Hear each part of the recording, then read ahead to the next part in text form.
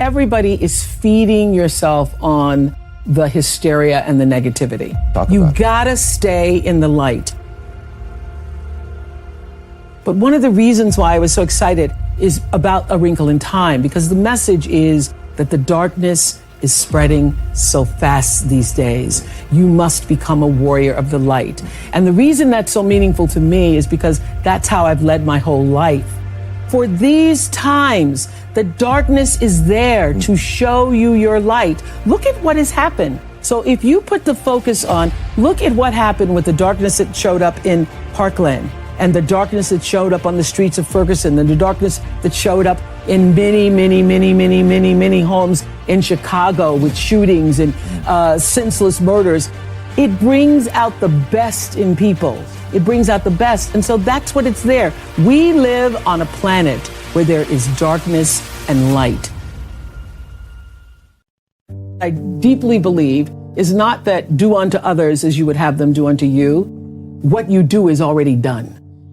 That moment in The Color Purple where she says, everything you ever tried to do to me, already done to you. So the law, the third law of motion in physics says that what you're putting out is coming back all the time, regardless of whether you know it or acknowledge it or not.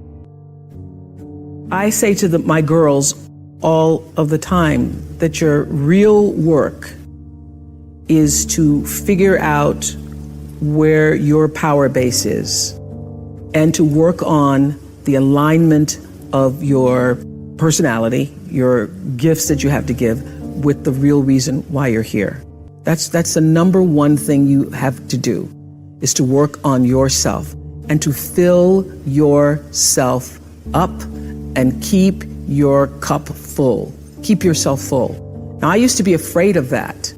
I used to be afraid, particularly from people who say, oh, she's so full of herself.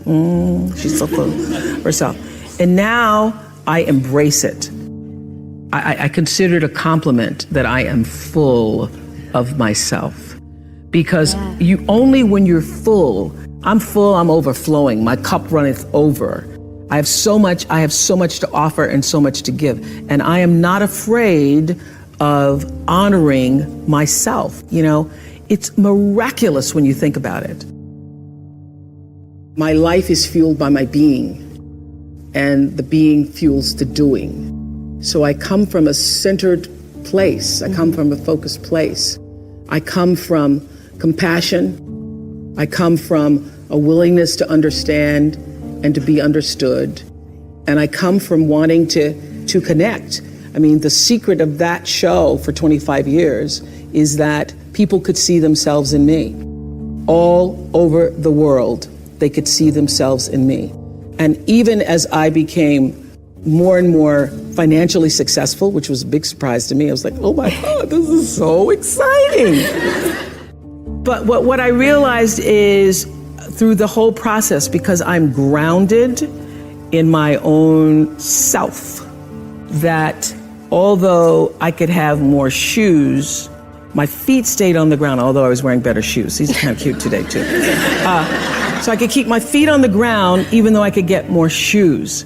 And I could understand that it really was because I was grounded. I've done was doing and continue to this day to do the consciousness work. I work at staying awake. The reason why I was number one for 25 years is because I figured out early on, there is no story anybody has ever heard that somebody else hasn't experienced. Nothing. And I also figured out, probably maybe the first or second year, that all pain is the same. That a mother in Somalia feels the same way as a mother in Seattle when she loses her child. And the common denominator in the human experience is our emotions and our feelings. And the more vulnerable and open you are willing to be with your story, the more actual understanding you create with other people, and the more powerful you become. People don't think less of you for sharing your story. They think more of you for having the courage to share it. What inspired me was, and continues to be, what continues to inspire me, is a primal and fundamental desire to fulfill the highest expression of myself as a human being. I don't want to die not having completely burnt out every single possibility of my humanity. I just want to, when I leave this planet, I want everybody to say, did that, used it all up, not another thing I could do. There wasn't another person I could have given of myself to. There wasn't another deed I could have done. There wasn't anything that you want to say, I want to fill it up. You want to take this whole human existence, which when you think about it, Godfrey, is really pretty damn miraculous. It is. It is. It is. When you think about what it means to be a human being on the planet Earth right now, that's pretty awesome. So I just want to take that to the max. I want to say, no need to come back as a human. The first day I went to school, I was in a classroom. By the time I was, 6 years old, didn't go to school until I was 6 years old because I was living with my grandmother at that time. Sure. But she had taught me how to read the Bible stories. So I went into the classroom knowing Nicodemus, Shadrach, Meshach, and Abednego. I could spell all of those words. I thought I was preaching to my kindergarten teacher. So she was like, who is this girl? So I was never placed in an environment where I was ever made to feel inferior. I always felt like I'm the smartest kid in this room. And because I was never placed never put in a position where I was made to feel less than, sure. I didn't grow up feeling less than, you know?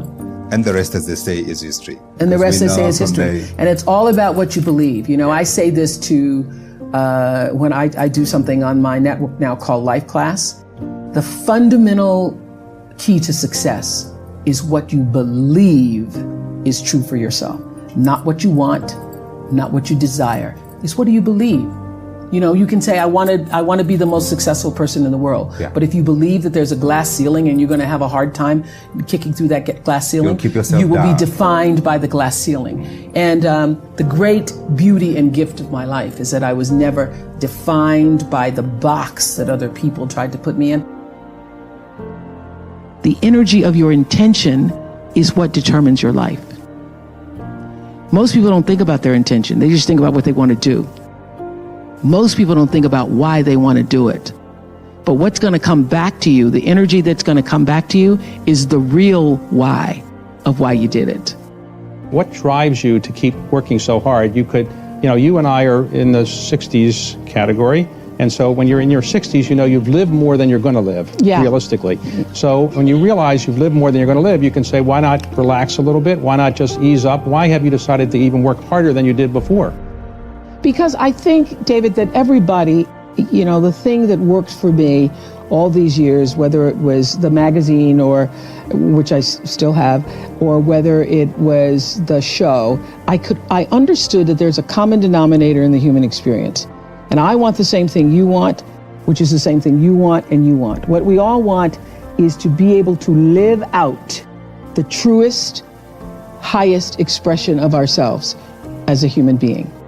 That doesn't end until you take your last breath. What is the truest, highest vision that you hold for yourself? No matter where you are in your life, there's always the next level. There's always the next level to the last breath. So I feel that I always knew that I would be done with the show when I felt like, oh, I've said as much as I could say here.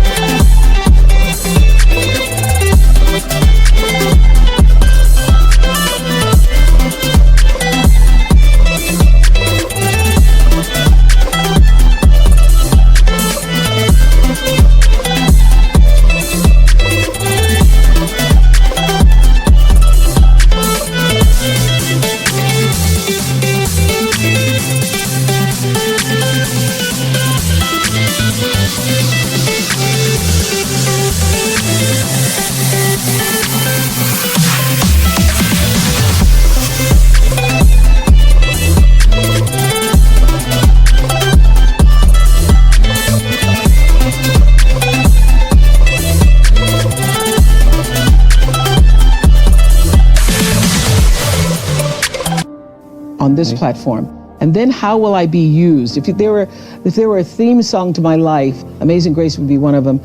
So I feel that until you have used your value as a human being, you're not done. My biggest frustration is not just with young women. My biggest frustration is also with young men, young people who think that, and I have a lot of this with my girls in college, they think that success is supposed to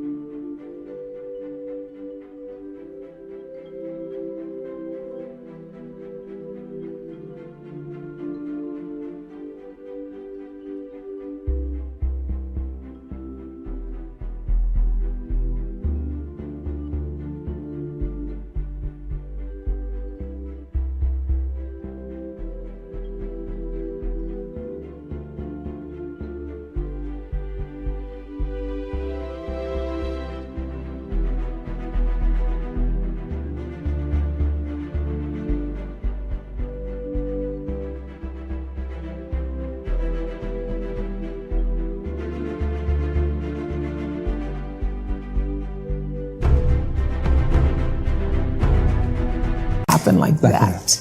Yeah. They think that there isn't a process to it. They think that they're supposed to come out of college and have their brand.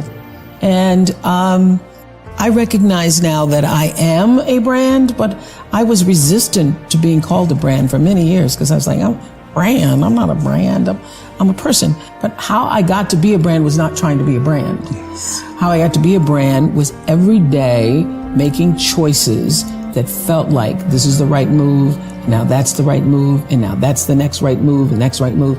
And so my frustration with young women and young men is that they think it's supposed to happen like this, and they don't understand that there's a process to it.